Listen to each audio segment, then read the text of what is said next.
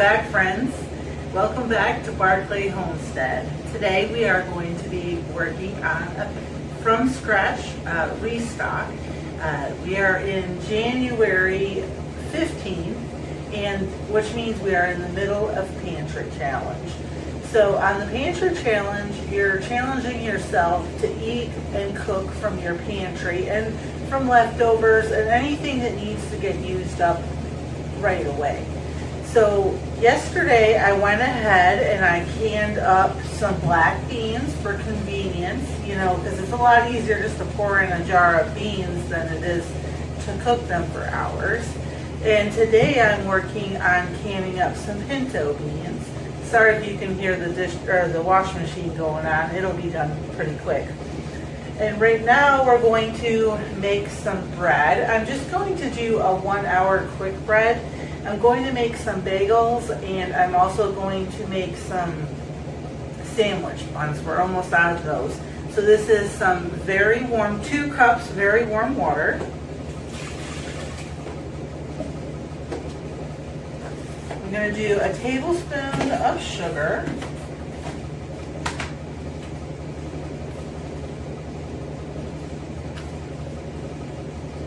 And a tablespoon of instant dry yeast.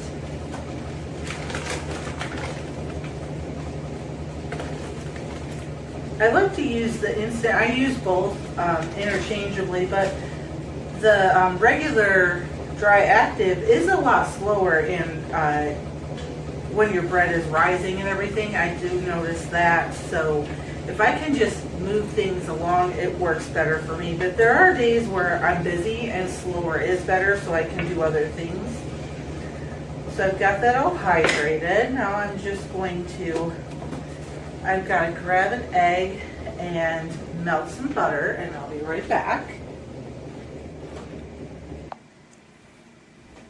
1 stick, or half a stick, sorry, of melted butter. And I use salted, that just means I don't have to add salt. 1 egg, oops, minus the shell. And I'm just going to mix that in real quick, and then we're going to start adding our flour.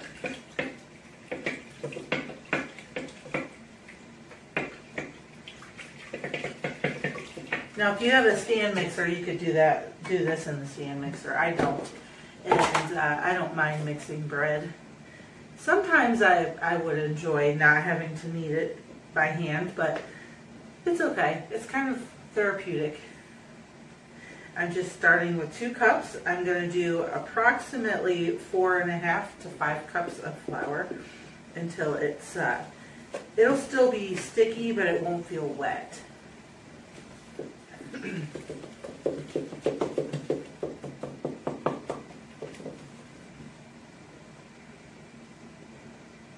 I make these sandwich buns most of the time. We really aren't huge fans of sandwich bread per se, sandwich loaf.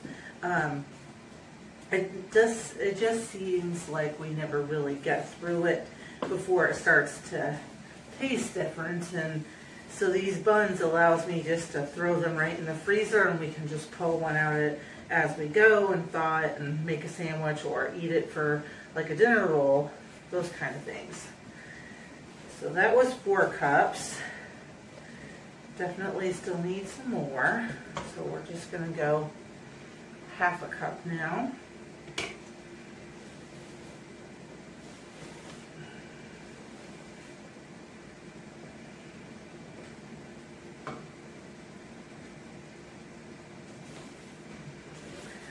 I tend to knead in my bowl. It just makes the mess a lot more containable.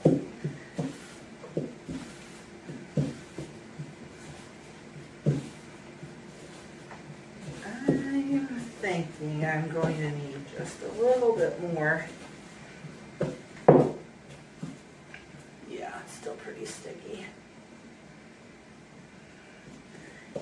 And the thing about bread dough, the more you knead it, the less sticky it'll be. So as long as it isn't wet, sticky is okay. Now I'm going to knead this for about 5 or 6 minutes until it is silky and smooth, and then I'm going to cover it and let it rise. It usually takes, just depending on how warm in the house it is, between 30 minutes and an hour for it to rise. I don't think I've had it take a full hour, too awful long. So we'll be back when this bread is ready to bake.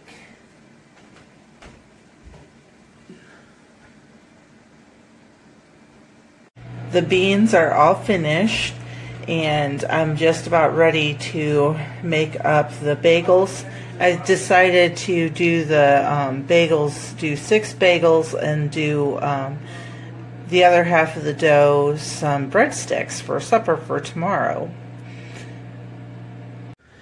The dough is all ready to turn into our breadsticks and our bagels. I'm just going to pull it out. First I'm going to push out all the air, of course, and then pull it out, cut it in half, and shape it into what we want. Let me grab some oil real quick.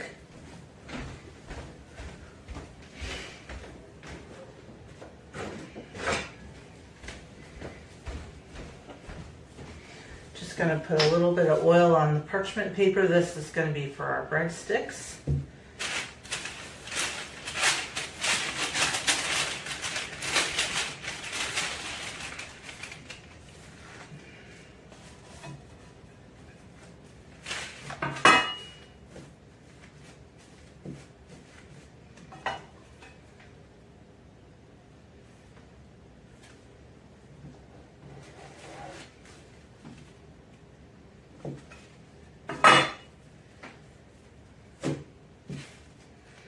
Now I'm just going to form this into a sort of tight ball, and then we're going to start pressing it flat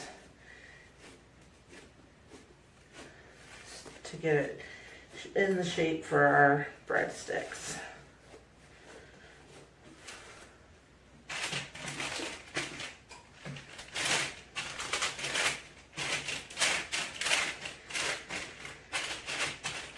Breadsticks are easy. It's just the same as doing a pizza dough, really.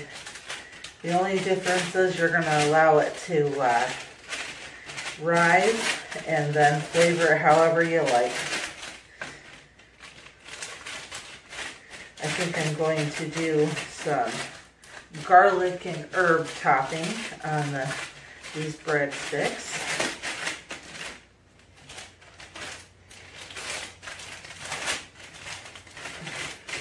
Okay, that's pretty good.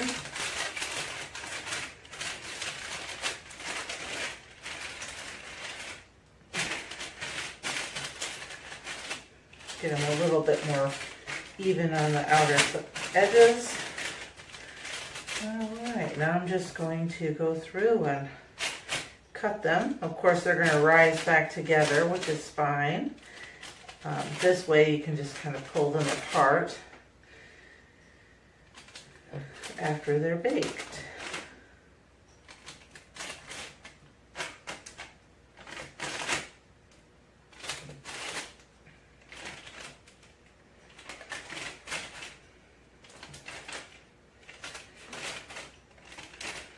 Alright, I'm just going to set these off to the side, put a towel on them, and let them rise.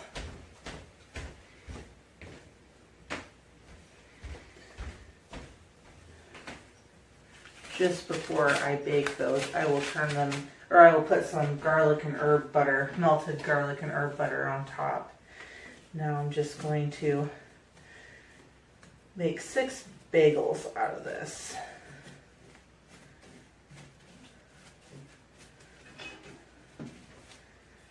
Easiest way to get 6 is to do half and then cut each half into thirds.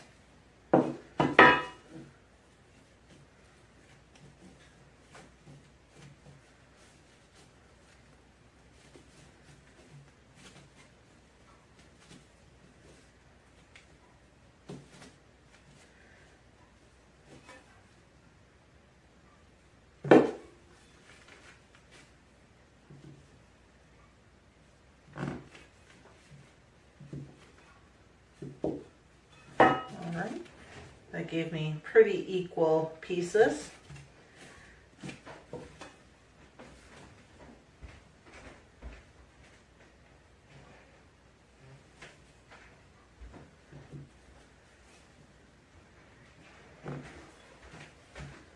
Oh, these ones I didn't do quite as equal. This one's just a little bit bigger.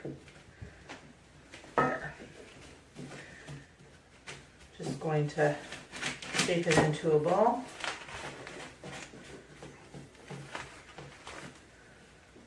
Pinch the back side. Yeah, it would be. Take my finger and thumb and just pinch until I make a hole, and then just roll it. And that hole seems huge, but it's going to tighten back up as it rises. And that's all there is to it. Then I've got to do them up in a water bath. If you want to know how to make bagels from start to finish, I'll link that video down in the description. I walk you through from the dough all the way till they're done and topped and baked and ready to eat. Okay.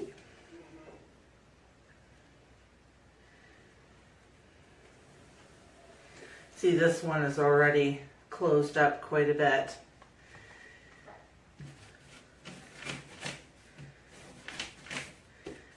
I'm not sure what I'm going to top these with yet. I haven't really thought about it.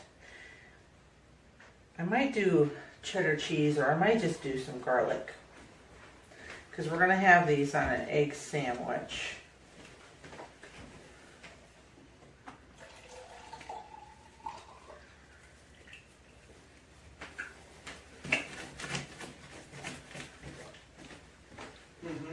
Usually I will do like 18 at a time, but then I find we have a bunch of them and they're just in the freezer. But I figured if I just do 6 this week and 6 next week, then that'll give us plenty.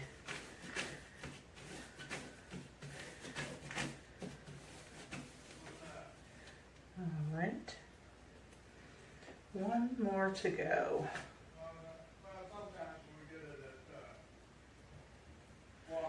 I think after this, I'm going to work on getting some stuff prepped for our upcoming dinners this week. I'm not sure if I'm going to do that or work on some snacks. Snacks are one thing that I definitely have found to be challenging. Not really challenging, but the thing that we ran out of the fastest. And it also has been cool though, because it's given us an opportunity to make our own snacks, and we've had a lot of really good things that I haven't made on camera because it was my first time, so I'll probably make some of those things with y'all soon though. Okay, I'm gonna cover these up, let them rise, top them, bake them, and we'll be done with that. They're all ready to go. I got garlic and herb butter on my breadsticks. I got on 3 of the bagels, let me come back a little bit. On 3 of the bagels, I have ranch powder, and on 3 of the bagels, there are garlic and herb spices on those. The bagels are going to be for breakfast sandwiches tomorrow, and one day this week we're going to have soup, salad, and breadsticks, so the breadsticks will be for that dinner. I'm not sure if it'll be tomorrow or Wednesday. So that's, how many things have we got done today? 3 so far. And I'm going to figure out what's next on the list. My house smells absolutely amazing. They're done. The ranch powder ones turned quite dark. I'm kind of surprised about that, but I'm excited to taste them. We had some soft pretzels and we put the ranch powder on them, and it was amazing. So I'm sure this will be amazing too. And then our breadsticks, everything looks and smells so yummy. Can't wait to eat them. Before I get started rolling out my pretzel dough, I have 8 cups of water. I'm a teaspoon of baking soda and a teaspoon of salt. And I'm bringing that up to boil, and now we're going to roll out the pretzels. And we get to be a kid again, like playing with Play-Doh. I've pressed all the air out of my pretzel dough, and now we're going to cut it into, it said about 1/3 of a cup ball. So what I generally do, and like I said, I want to make them a little smaller than I did last time because we're not really looking for pretzel buns. I'm going to cut the dough in half, and then I'm going to cut the dough in half again. And then I'm going to take each ball, and I think I'm going to start by cutting it in half again. I'm just going to make a smaller ball. And then we'll have a total of 8 pieces. Okay.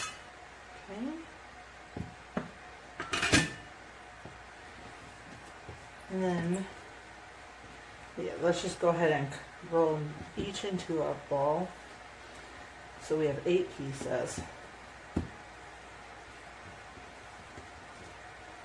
And if this ends up making quite a few pretzels, what I'll do is we'll keep 4 out in a plastic bag, and so we can just grab them, and then I will throw, or not 4, we'll keep some. We'll keep some out, and then we'll have them for the next few days, and then we'll throw some in the freezer for later use. I like to do that if I can, because then it just saves me. I've already got my kitchen dirty. I might as well make twice as much as I need of whatever I'm making, and then just freeze it or can it or whatever, depending on what it is, of course.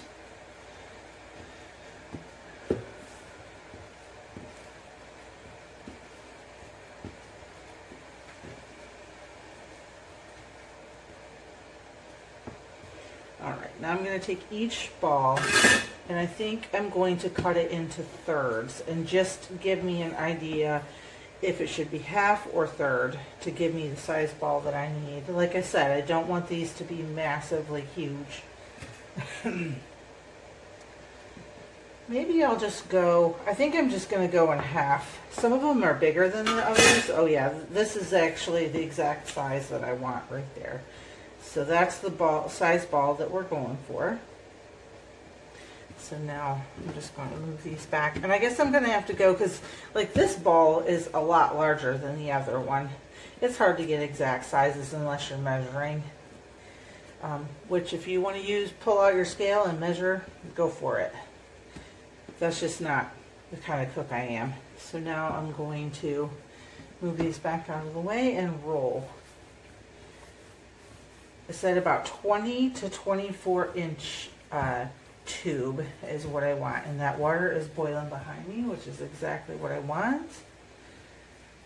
If you've made homemade bagels before, you definitely can do homemade pretzels. It's pretty similar. The process is pretty similar.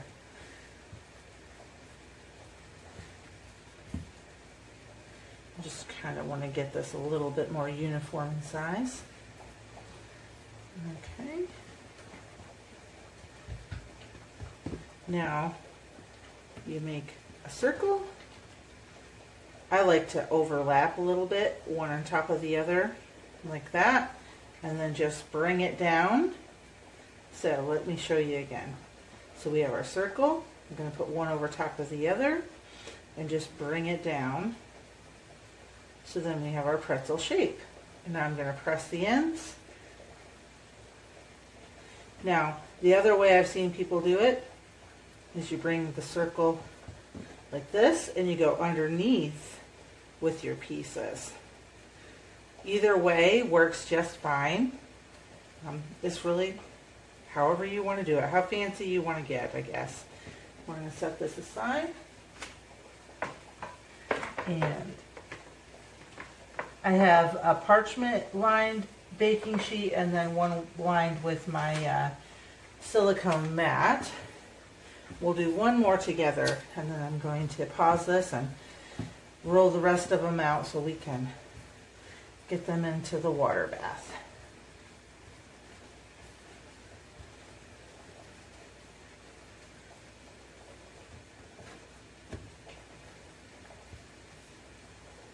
All right, that looks to be about the length I want it. Bring it up.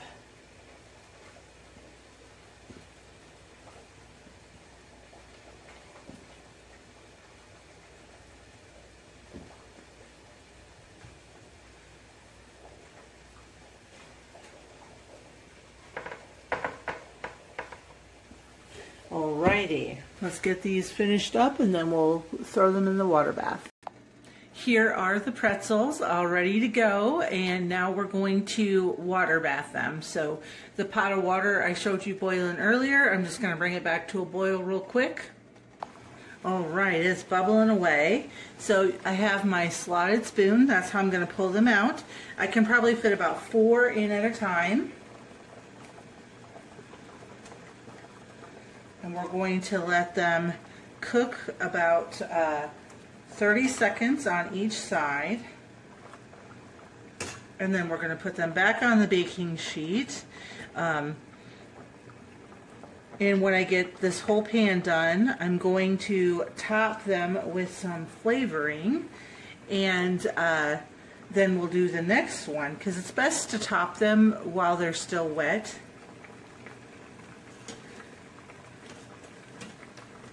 Oh, that one come apart just a little bit when I flipped it. It's important to make sure that you press them together pretty well so they don't come apart in the boiling process. You can even wet the dough a little bit when you press them together. And as you notice, they get quite puffy in the water bath. That's exactly what we want to happen. The baking soda also helps that, and it's also going to give them a crisp crunch on the outside, so they'll be crispy on the outside and crunchy on the inside. Now I'm going to put them back on the baking sheet, which you can't see because it's right underneath of the camera. This one came apart pretty good, darn it. That's okay, it'll still taste good. It's just not pretty. That is all right. That probably will not be the only time that that happens. Alright, I'm not going to make you sit here and watch me do this entire, I think there's 24 of these. So I'm just going to go ahead and finish up, and then we'll come back when it's time to season this pan up and get them in the oven. Oh, and at this point you should have your oven preheating to 400 degrees. I just went ahead and seasoned some of them with some ranch powder and seasoned salt and garlic. So those are the 3 flavors that I made. I think next time I may also make like a cinnamon and sugar, like a sweet one. But that's what I made this time. So off to the oven they go. Oh, I'm going to put an egg wash on the top as well to help them give that pretzel brown. And here they are, all done out of the oven. They definitely don't look as bread-like as the first time I made them, which is exactly what I wanted. Some of them are a little flatter than others, but I can't wait to try them. We'll see you back in a little bit for the next recipe, which is going to be a copycat recipe for Cheez-It crackers. So the first part of our snacks, our homemade snacks, will be some cheese crackers. I made this dough up last night. I will link the recipe down in the description. If you don't see it down there, go ahead and just drop a comment and say, hey, you forgot to put the link, because I do forget sometimes. So it needed to be refrigerated, so I made it up last night and I left it in the fridge overnight. It only needs about 45 minutes, but it says it can be in the fridge up to 2 days. So now it made 2 pieces of dough. I separated them into some parchment paper. I'm going to go ahead and roll it out to the thickness that I want on the parchment paper. I thought it might just be a little easier. Okay, so yeah, it's really cold. I just went ahead and put a little bit of flour on my rolling pin. It said an 8 by 8 square, but I really don't know if I'm going to get an 8 by 8 square. Also, it's not rolling out super great because it is so cold. And it also says to make like, I would say like, I'm trying to think of the word I want to use. You know, the larger crackers, like the saltine size. That's what I was looking for. But I want to do more of like a Cheez-It size cracker. And I just think that that is just a more fun shape. The kids really love Cheez-Its, so this is a really good smelling dough. I've never actually made crackers before, so we'll see how it works. That is what Pantry Challenge is about. Getting outside of your comfort zone and trying new things with the things that you have in your home. Now that's pretty thin already. All right. I'm going to just turn this and come this way. This is a little thicker here. Maybe I just need a little bit more flour. I don't want to add too much more flour. I'm trying to get that little dip out of there, but I guess I'm not going to. So I guess we're going to go around and clean up the edges and make this into a square so we can get some good uniform shapes. And of course we'll just re-roll the edge pieces again to make some more crackers.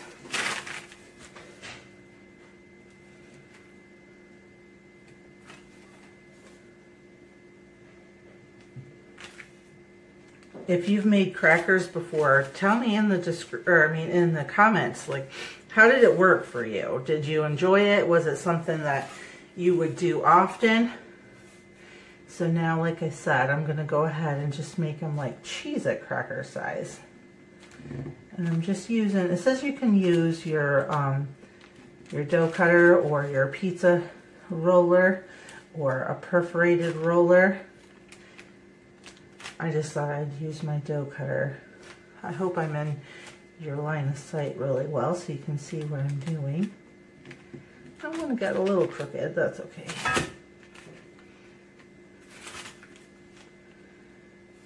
And this is just for fun, you know. Imperfection is what homemade is all about. We're not trying to make it look like it was done in a factory.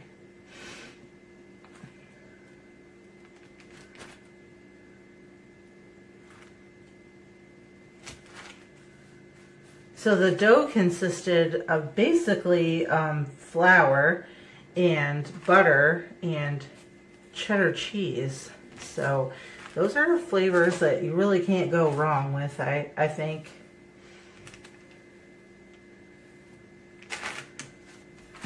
And I'm just going to take the little squares and I'm going to set them on my baking sheet lined with silicone baking mat, which is what they recommended to use. If you didn't have a silicone baking mat, I guess you'd just use parchment paper. And maybe you would have to just put just a tiniest little bit of oil on the bottom, you know, just spray it a little bit so that way they won't stick.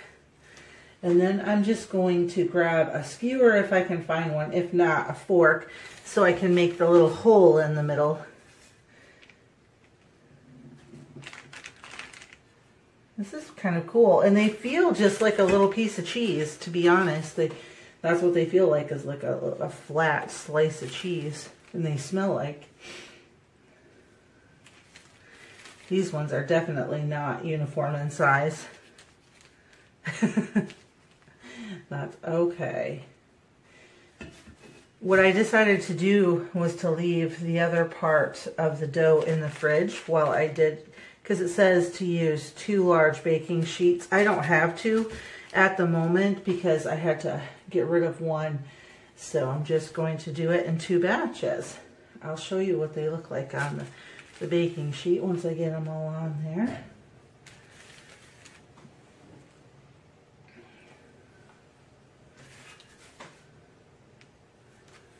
Trying to straighten this edge. There, that's a little better.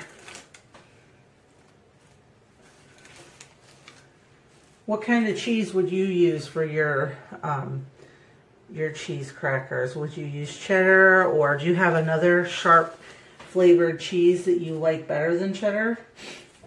Cheddar is by far my favorite, but I do like Colby Jack a lot. I think the Colby Jack would make a very good cheese cracker.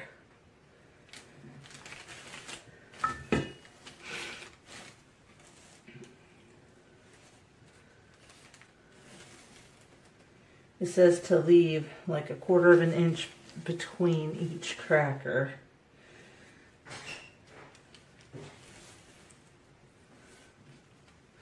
Excuse me.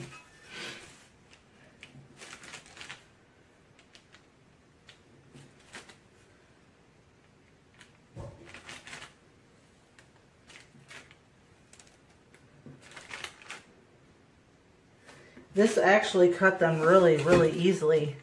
It was very nice, and I like the simplicity of it. I'm not very good with a pizza cutter, to be honest. I do not make very straight lines at all.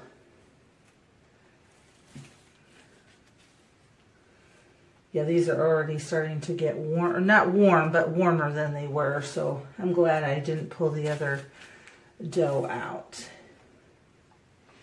I think this is going to fill up the pan that I have, so I'll probably take those pieces and just press them together and put it back in the fridge with the other part of the dough.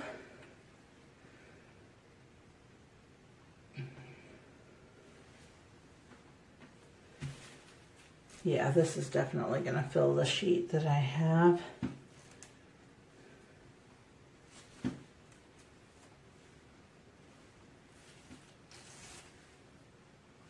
And I'll have to look up the baking time real quick. It's 350, and I believe it was for 8 minutes, but it might have been less than that.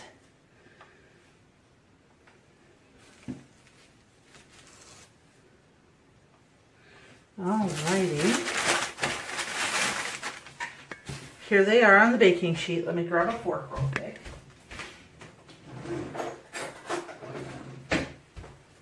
Now we're just going to make the hole in the middle. You can do 3 holes. It's just so they don't get a big air bubble in the middle.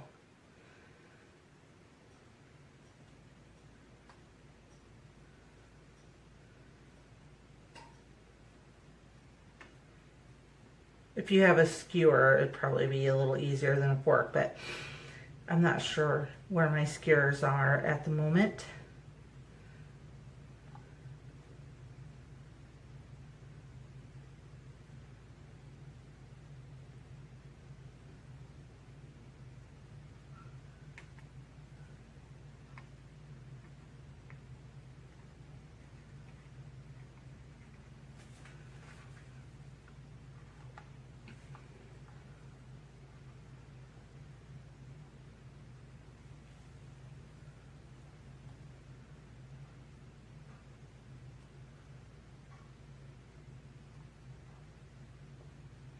All right, I'm going to finish poking holes and look up the time for how long I need to bake this. So the correct baking time was 16 to 18 minutes, 20 minutes if you want crispy crackers, but I put mine in 16 minutes and I definitely was concerned that they were going to burn, so I pulled mine out, not 18 minutes, 16 minutes. So they look amazing. They look exactly like a Cheez-It cracker. They're a little, I don't know if I could try one yet. They might be a little too hot. Okay, yeah, that's very hot. Let me cool it down a second. Oh my gosh, they taste exactly like a Cheez-It cracker. They are so, so good. This is exactly what I had hoped for. I had tried some other copycat recipes, not particularly this one, this kind of recipe. But sometimes they don't come out the way you expect them to. But this is a time where it came out exactly how I had imagined it would. I can't wait for everybody else to try them. So if you try this recipe, comment below and let me know.